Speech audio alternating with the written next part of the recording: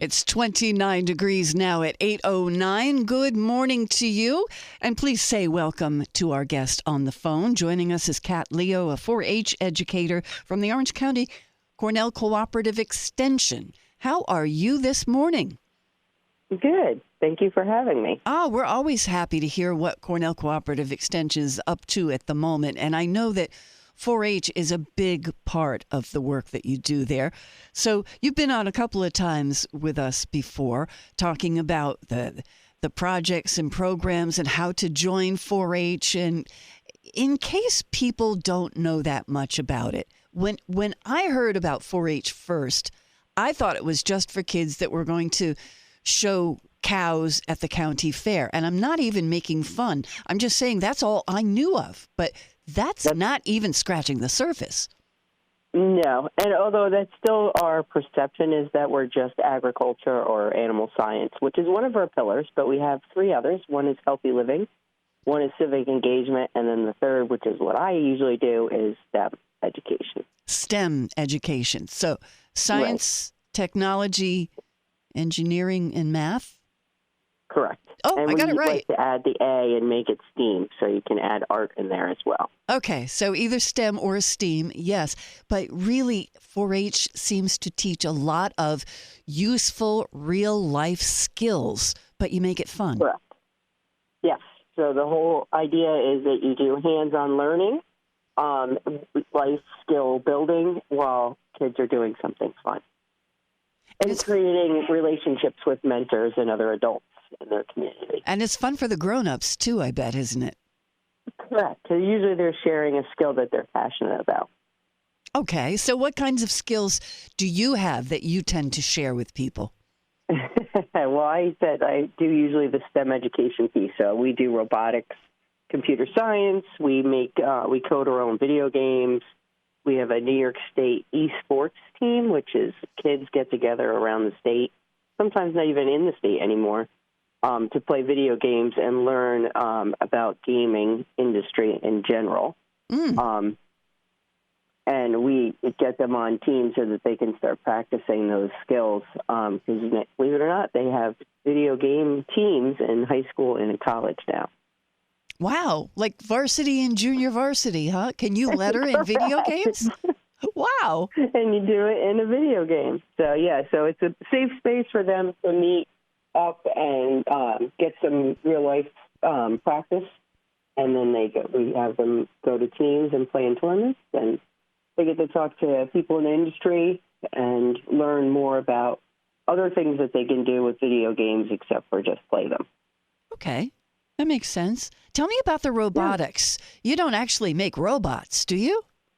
They do. We build robots, and then we have robots. The robots that they build are usually Lego style, so you're going to build something basically with Lego pieces, but there's wheels and gears and things like that. Mm-hmm. And then we have different robots. We have a Spiro robot that they play with. We have a robot that's called a finch because it looks sort of like a bird. And then we have another robot that you build like a puppet, and then you can control it with your code. Oh, neat. Okay, yeah. I want to learn this. And then we have our competitive robotics team, and they go to competition and compete against other youth. That's right. They have a task. Yeah, and they have to invent a robot to solve the task or to perform the task. Okay. Yep, and they have to code it so that it runs autonomously, so that they're not controlling it when they're doing the task. They have to pre-code the task, so they have to tell the robot to go out, turn left, pick up whatever, move it over here. And they have 2.5 minutes to do as many tasks as they can. They are awarded points based on the task they do, so some are more difficult than others. They'll get more points for those. This is not your grandpa's 4-H, is it? No. 4-H is for what age group, please? 5 to 19. So basically, once you start kindergarten all the way through your senior year. And we do have some youth that actually come back based on their birth date.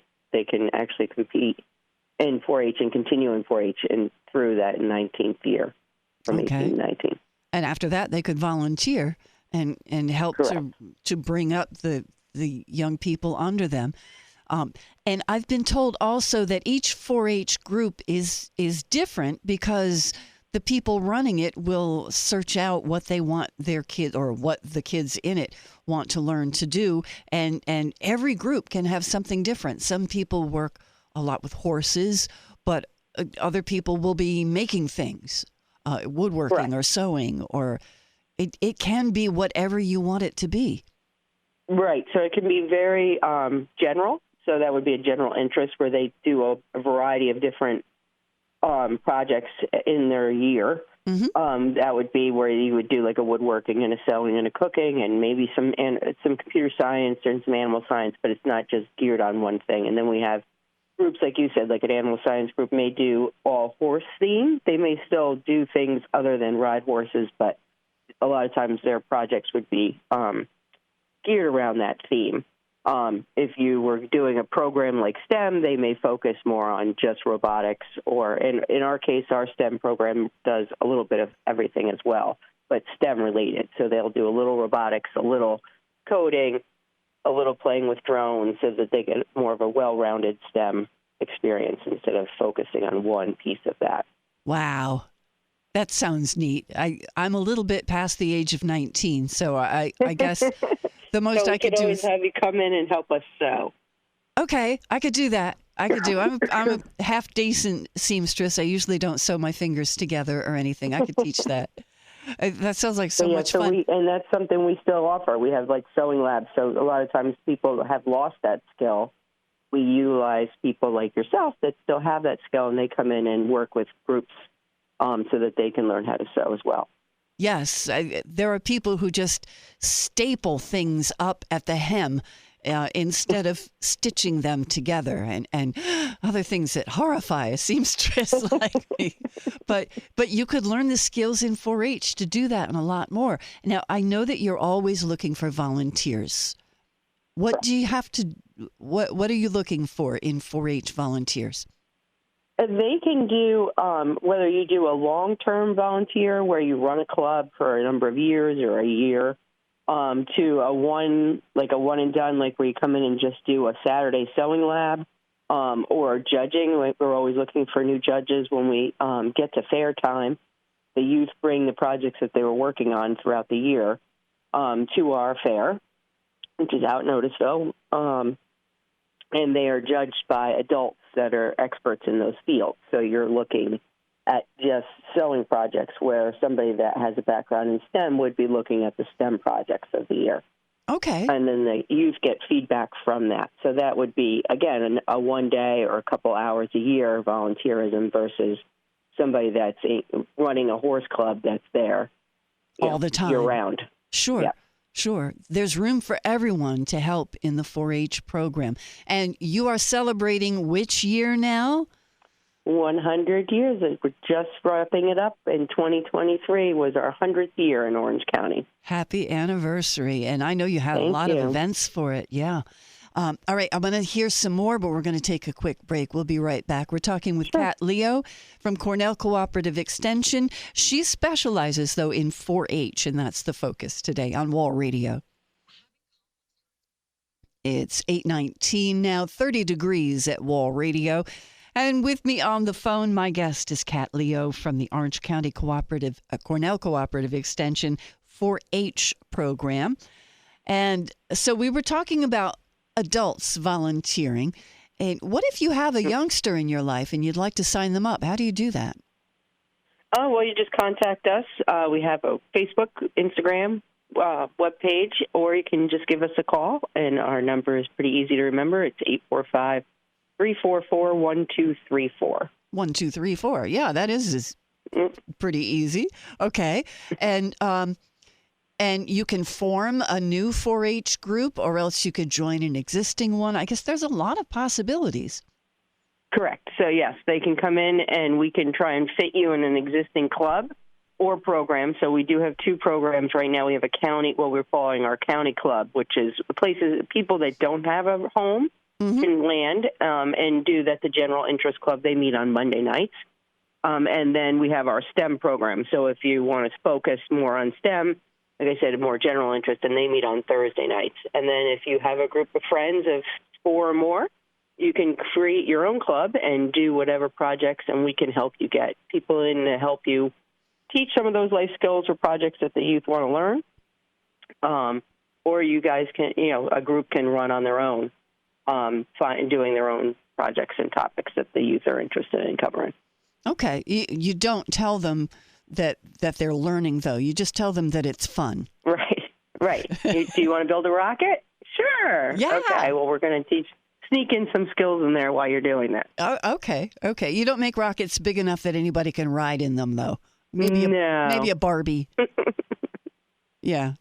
There are so many different projects in 4-H, but I wanted to talk to you from the email that you sent me when we were setting up today. You said that you also would be talking about a bulb sale and a flower show? Correct. Okay. Yes, so our master gardeners have a bulb sale going on today, which I actually have to look at this. So there's a variety of bulbs you can order as a gift. They come with a little pot or individually, and that supports the Master Gardener program in Orange County. And then we also have a Philly Flower Show, which in March, on Tuesday the 5th, they take 2 buses down and to the Philly Flower Show, and that's always a very popular. They fill up pretty quickly on that as well. Okay, yes. And those you can also call the office, go to the website, cceorangecounty.org, and all that information would be on that page as well. Okay, so these bulbs, let's see, if I plant a bulb out at my house, I live kind of, in the country, will the skunks dig it up and eat it? I've heard that. I don't know if that's a myth or if it's true. Well, I think they are diggers. I don't know much about skunks and bulbs, but these, I think, are more of an indoor. I think they're... Oh, well, that's even better. I have no skunks indoors. It's a pretty bulb, like a red bulb at the bottom, and the flowers grow out of it, so that it's more of a decorative type of, yeah. Okay. Oh, that's neat. I'm looking at the pictures of them now on the website. And thank you for mentioning the website. I hadn't mentioned that before. Let's tell them again, cceorangecounty.org. And there's so much information there about 4-H and the flower sale, the Master Gardener program, and the bulb sale, and the flower show trip, and a lot of different programs for family education. I used to tell my kids that in order to be a parent, you have to take a class in mean, and I got an A. And I don't think that's what you call the parenting classes offered at Cornell Cooperative Extension. No, I don't think so. But yes, we have a whole parenting program. There's an agriculture program for farmers and people that are just gardening in their backyard. If they have questions, they can always call. We have lots of people bring in their soil to get tested, things like that. Yes, you have the Master Gardener helpline in season. Mm-hmm. I don't know that that's open now. Yeah, I don't know. Okay. I would assume, that they probably are pretty slow in the winter. But yes, that would be have a more helpline. seasonal. You can call and talk to a Master Gardener about your gardening needs.